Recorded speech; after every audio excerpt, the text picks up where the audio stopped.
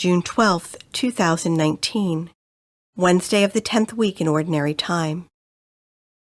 A reading from the second letter of St. Paul to the Corinthians. Brothers and sisters, such confidence we have through Christ toward God. Not that of ourselves we are qualified to take credit for anything as coming from us. Rather, our qualification comes from God, who has indeed qualified us as ministers of a new covenant, not of letter, but of spirit. For the letter brings death, but the Spirit gives life. Now if the ministry of death, carved in letters on stone, was so glorious that the children of Israel could not look intently at the face of Moses because of its glory that was going to fade, how much more will the ministry of the Spirit be glorious? For if the ministry of condemnation was glorious, the ministry of righteousness will abound much more in glory.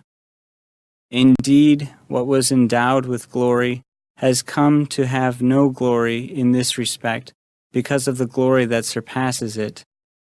For if what was going to fade was glorious, how much more will what endures be glorious? The word of the Lord. The responsorial psalm. The response is, Holy is the Lord our God. Extol the Lord our God, and worship at his footstool. Holy is he. Holy is the Lord our God. Moses and Aaron were among his priests, and Samuel among those who called upon his name. They called upon the Lord, and he answered them.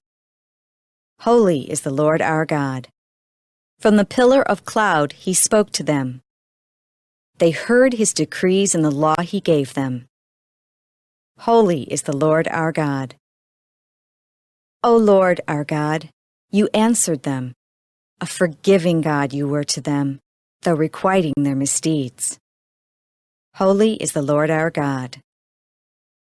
Extol the Lord our God and worship at his holy mountain, for holy is the Lord our God. Holy is the Lord our God.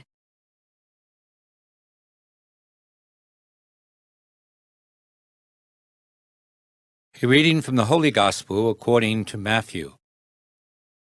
Jesus said to his disciples, Do not think that I have come to abolish the law or the prophets. I have come not to abolish, but to fulfill. Amen, I say to you, until heaven and earth pass away, not the smallest letter or the smallest part of a letter will pass from the law, until all things have taken place.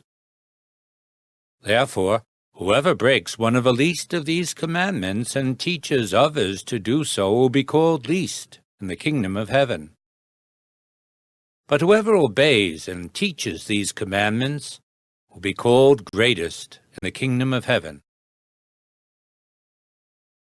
The Gospel of the Lord.